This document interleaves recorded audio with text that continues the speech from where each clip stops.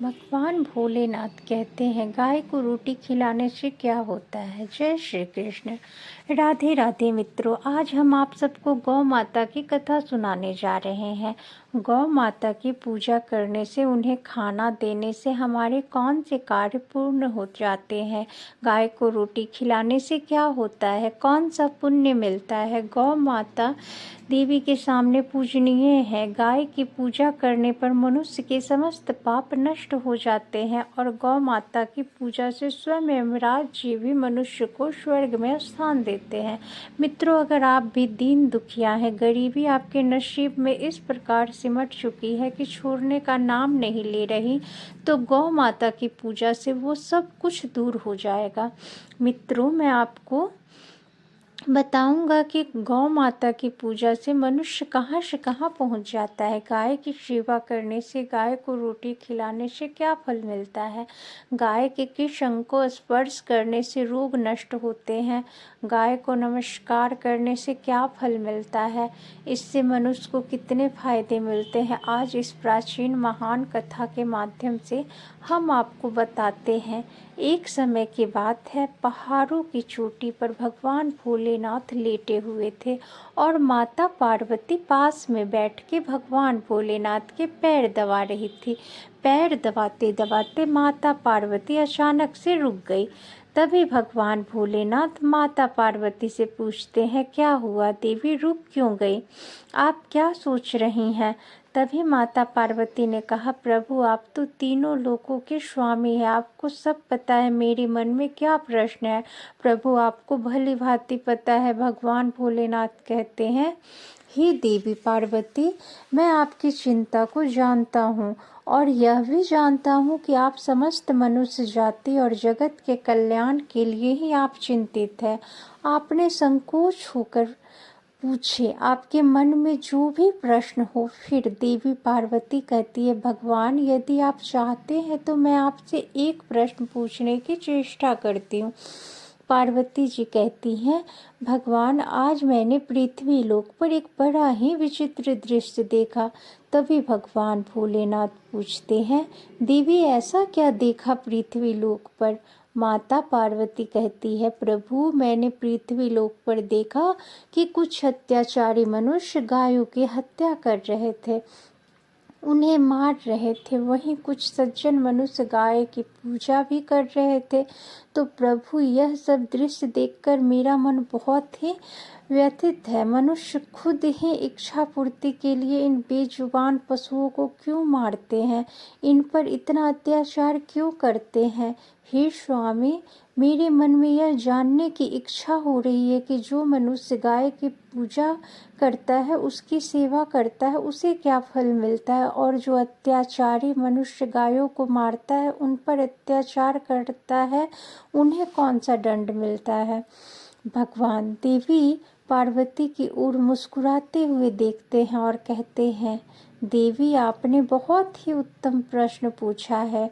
जो गायों को कष्ट देता है, उन्हें मारता है, उसे तो उसके पाप किए हुए कर्मों की सजा नरक में अवश्य मिलती है, परंतु जो गायों की पूजा करता है, उनकी सेवा करता है, उन्हें स्वर्ग लोक की प्राप्ति होती है।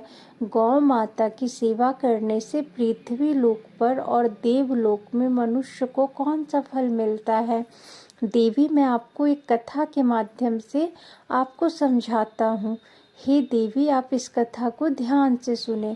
इस कथा को जो भी मनुष्य सुनता है, उसके समस्त कष्ट और पाप नष्ट हो जाते हैं। उसे धन धान्य वैभव कृति की प्राप्ति होती है और मृत्यु के बाद वह मनुष्य देवलोक में निवास करता है। मैं जानता हूँ। माता पार्वती कहती है, हे प्रभु, यह मेरी सौभाग्य है कि यह कथा आपके द्वारा मुझे सुनने को मिल रही है। भगवान कथा प्रारंभ करते हैं। कहते हैं, बहुत समय पहले की बात है, पृथ्वी पर एक राजवंश मोहन नाम के राजा, जो महाराज धर्म का बड़ा पालन करने वाले, गुणवान, चरित्रवान तथा महापराक्रमी थे, शांति और धर्मपूर्ण अपनी प्रजा और राज्य का पालन किया दे, अपने सदैव ही सभी तरह से सुखी रखा। उन्होंने उनके प्रजा सदैव ही उनसे प्रसन्न रहती थी। कुछ दिन बाद राजा की शादी राजकुमारी रूपा से हो जाती है। महाराज मोहन अपनी पत्नी रूपा के साथ प्रसन्नता पूर्वक अपना वैवाहिक जीवन व्यतीत कर रहे थे, किंतु कुछ वर्ष बीत जाने के बाद महाराज को अपने उत्तराधिकारी की चिंता सताने लगी, क्योंकि महारानी के गर्भ से कोई संतान नहीं हुई। तब महाराज मोहन अकेले और एकांत में बैठकर सोचने लगे कि मैंने कभी कोई पाप भी नहीं किया और मैंने राशि और मुनियों की सेवा की है, धर्म पूर्वक राज्य भी चला रहा हूँ, उसके बाद भी मुझे पुत्र की प्राप्ति नहीं हो रही। मैंने अनजाने में ऐसा कौन सा पाप कर दिया है? इतना सोचकर वो बहुत चिंतित हो गए। फिर उनके मन में एक विचार आया, इस समस्या का समाधान केवल गुरु वशिष्ठ जी ही कर सकते हैं। वो ही मुझे मेरे दोष के बारे में बताएंगे और संतान प्राप्ति के लिए कोई मार्ग बताएंगे। इतना सोचकर राजा मोहन और रानी रूपा के साथ गुरु वशिष्ठ जी के आश्रम पर गए। आश्रम पर वशिष्ठ जी नित्य कर्म करके ध्यान लीन में बैठे थे। उसी समय राजा मोहन रानी के साथ उनके पास जाते हैं, उनका दर्शन करते हैं। राजा मोहन और रानी ने गुरु वशिष्ठ के चरण स्पर्श किए और आशीर्वाद प्राप्त किया। गुरु वशिष्ठ ने उनका कुशल मंगल पूछते हुए उन्हें आशीर्वाद दिया। फिर वशिष्ठ जी कहने लगे, राजन, सब कुशल मंगल है ना?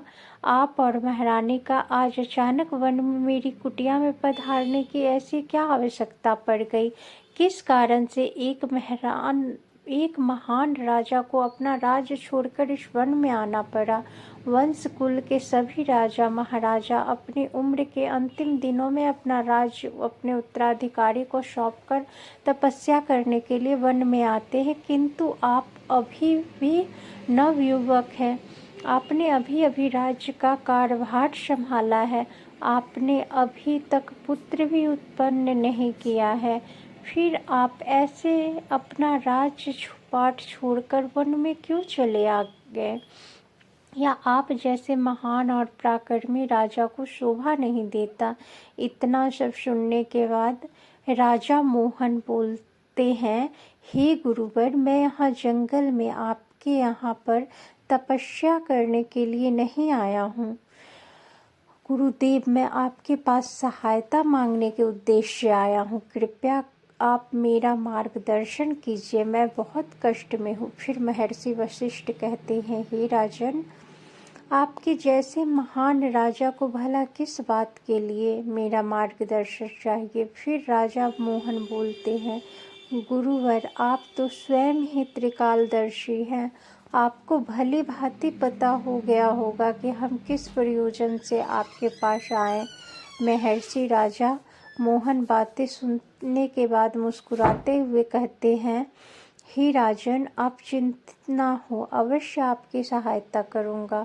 फिर महर्षि वशिष्ठ अपने दिव्य दृष्टि से महाराज मोहन के अतीत में हुए पापों को देखने लगते हैं तो उन्हें राजा की एक भूल के बारे में पता चलता है। महर्षि वशिष्ठ राजा से कहते हैं, राजन, आपसे एक बहुत बड़ी भूल हुई है जिसका आपको ज्ञान नहीं है।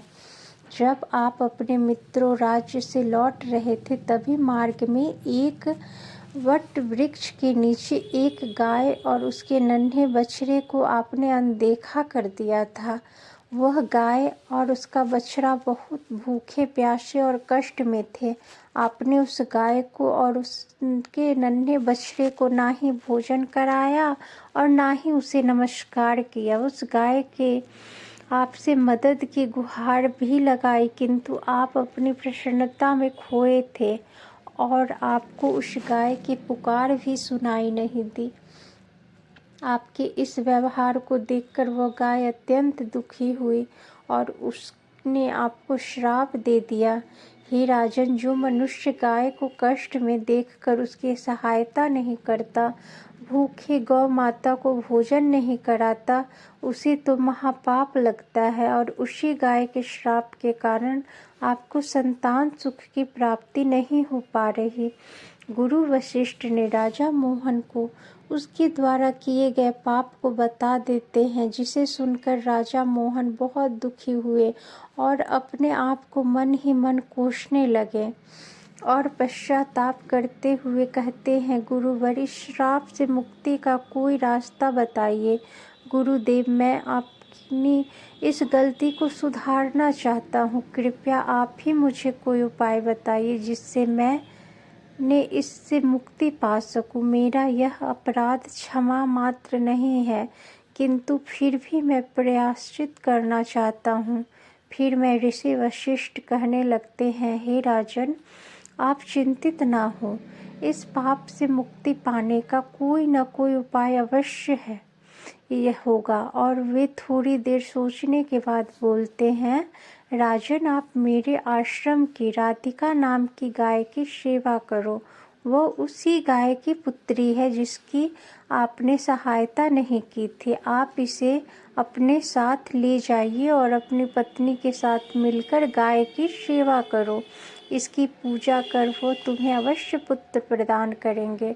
तभी अचानक से वो राधिका गाय बाहर से उस आश्रम में प्रवेश करती है।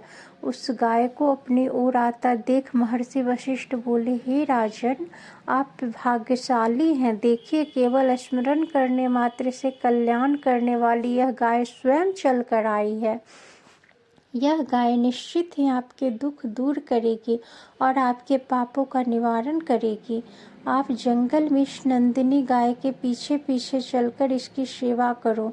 जंगल में रहने वाले पशुओं से इसकी रक्षा करो और जंगल से वापस आश्रम में लौट आने पर रानी स्वरूपा इस गाय की सेवा करे, पूजा आराधना करे। इससे प्रसन्न होकर यह गाय तुम्हें अवश्य ही पुत्र प्रदान करेगी। राजा मोहन ने गुरु वशिष्ठ की बातें मानी और फिर गाय को चराने के लिए प्रतिदिन जंगल में लेकर जाने लगे। जब वह गाय चढ़ने लगती तो महाराज उसके पीछे पीछे चलते इधर उधर से हरी हरी घास लाकर उस गाय को खिलाने लगते। जब वो गाय किसी वृक्ष के नीचे बैठती तो उसके लिए तालाब से पानी लाते, उसे पिलाते, अपने हाथों से उसके मस्त को सहला दे। इस प्रकार से महाराज उस गाय की सेवा में लगे रहे। जब शाम हुई तो महाराज उस गाय के साथ आश्रम में लौट आए। आश्रम में पहुंचते ही उस गाय ने महाराज को अपने जीभ से चाटना शुरू कर दिया, जिससे महाराज का शरीर पवित्र हो गया और उसके सभी पाप नष्ट हो गए।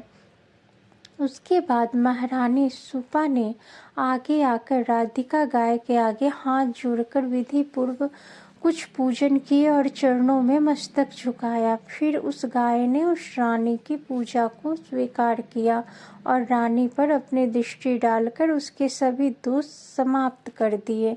गाय की दृष्टि पड़ते ही रानी अत्यंत पवित्र हो गई।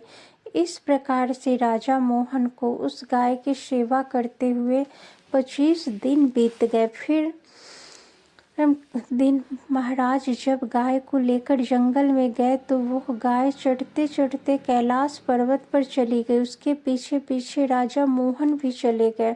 वहां उस पर्वत पर खड़े होकर वो कैलाश पर्वत की सुंदरता को एकटक निहार रहे थे। इतने में अचानक से एक बाघ ने आकर उस गाय को बलपूर्वक दबोच लिया। राजा को उस बाघ के आने की आहट तक नहीं मालूम हुई। गाय ने जोर से कहा, महाराज मेरी रक्षा करो। राजा मोहन ने गाय की तरफ देखा। राधिका गाय की आंखों से आंसू की धारा बह रही है, जिसे देखकर महाराज व्यथित हो उठे और उन्हें तुरंत ही अपना बांध निकाला और धनुष पर रखा और उस बाघ को मारने के लिए प्रत्याची खींची। उसी समय उस बाघ ने महाराज की तरफ देखा। उस बाघ की दृष्टि पर ही महाराज का शरीर जैसे बर्फ की तरह जम गया हो। उनकी शक्ति छिन्न हो गई। उनका सारा बल शून्य हो गया। तब भी उस बाघ ने गर्जना भारी आवाज में कहा, राजन, मेरे ऊपर प्रहार करना तुम्हारे बस की बात नहीं, क्योंकि भगवान भोलेनाथ मेरी ही पीठ पर पैर रखकर नंदी पर विराजमान होते हैं, इसलिए तुम मुझे मारने की चेष्टा मत करो। अगर तुम मुझे मारने की कोशिश करोगे तो निष्फल रहोगे। अब तुम यहाँ से लौट जाओ। विधाता ने इस गाय को आज मेरा भोजन नियुक्त किया है, इसलिए तुम इससे दखल देने की कोशिश मत करो। मैं जानता हूँ तुम सूर्य वंश में जन्मे हुए राजा मोहन को तुम्हें अभी यह ज्ञात इस कैलाश पर्वत पर भगवान भोलेनाथ की माया फैली हुई है, इसीलिए तुम यहाँ से तुरंत ही चले जाओ। फिर राजा मोहन बोलने लगे, हे सिंहराज, कृपया आप इस गाय को ना मारे। यह महर्षि वशिष्ठ जी के संपूर्ण मनोरथ को पूर्ण करने वाली राधिका गाय है। इसकी हत्या ना करे। इस गाय की रक्षा और सेवा करने का आदेश मुझे दिया है। इस गाय का एक नन्हा बछड़ा भी है जो घर पर इसकी राह देख रहा है। मैं इस गाय को इस हाल पर मरने के लिए छोड़कर नहीं जा सकता। इसीलिए बाघराज, मेरी आपसे विनती है कि आप इस गाय को जीवन दान दो। इस गाय के बदले में मैं तुम्हें अपना शरीर समर्पित करता हूँ, जिससे तुम्हारी भूख भी शांत हो जाएगी, इस गाय की रक्षा भी हो जाएगी और मेरे वचनों का पालन भी हो जाएगा। साथ ही गौ रक्षा के लिए प्राण त्यागने से मुझे उत्तम गति की प्राप्ति होगी। इतना कहकर महाराज मोहन उस बाघ के सामने हाथ जोड़कर बैठ गए और आंखें बंद की। फिर अचानक से राजा के कानों में आवाज़ सुनाई पड़ी, पुत्र उठो, मैं तुम्हारी सेवा से अत्यंत प्रसन्न हूँ। यह सुनकर महाराज उठ खड़े हुए और उन्हें अपने सामने उस गाय को देख वो बाघ नहीं दिखाई दे रहा था। तब वह राधिका गाय राजा से कहने लगी, राजन, यह सब मेरी ही माया रची हुई थी। मैं तुम्हारी परीक्षा ले रही थी कि तुम अपने प्राण देने के लिए तैयार थे, इसीलिए तुम पर बहुत प्रसन्न हूँ।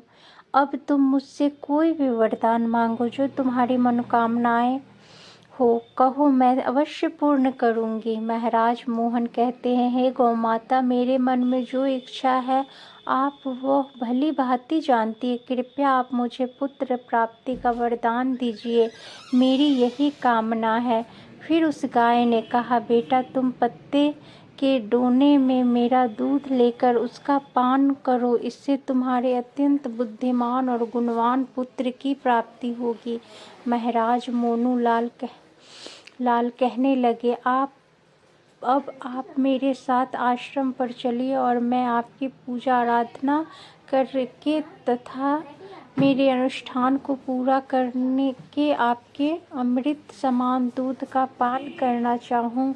उसके बाद राजा मोहन उस गाय को साथ लेकर आश्रम चले गए। आश्रम में पहुँचने पर महारानी स्वरूपा ने आगे आकर उस गाय का पूजन किया। तब उस गाय ने कहा कि हे महारानी, आप मुझे स्पर्श करें, इससे आपको अत्यंत गुणवान और विद्वान पुत्र की प्राप्ति होगी। फिर महारानी ने गाय को स्पर्श किया। महाराज और महारानी ने उस गाय की विधिवत पूजा आराधना की और उनके अमृत के समान दूध को प्रसाद समझकर ग्रहण किया। महर्षि वशिष्ठ कहने लगे, हे राजन, अब आप अपने पाप से मुक्त हो चुके हैं, तुम्हारी मनोकामना अवश्य पूर्ण होगी। जो भी मनुष्य गाय की सेवा करता है, उसे भोजन कराता है, उसकी पूजा करता है, उसकी सभी काम सफल होते हैं। जो भी गाय की रक्षा करता है, उसकी कभी दुर्गति नहीं होती। मृत्यु के बाद भी वो देवलोक में जाता है और भगवान के दर्शन करने का सौभाग्य उसे प्राप्त होता है। जो मनुष्य गाय का दूध पीता है, वो सभी रोगों से दूर रहता है। जो गाय का दान करता है, उसे मोक्ष की प्राप्ति होती है। जो स्त्री रोज गाय को रोटी खिलाती है वह सौभाग्यशाली बन जाती है।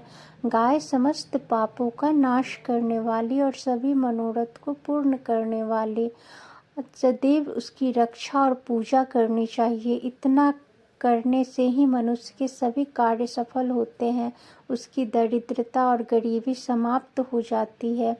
फिर भगवान भोलेनाथ कहते हैं, हे देवी पार्वती, इस प्रकार से महाराज मोहन द्वारा गाय की सेवा करने से उन्हें 2 पुत्र 3 कन्याओं की प्राप्ति हुई। मित्रों, आप भी प्रतिदिन गाय की सेवा करें, गाय को रोटी खिलाएं, गाय की इन पापियों से रक्षा करें, आपके भी सभी कार्य सफल होंगे। जय श्री कृष्ण। राधे राधे।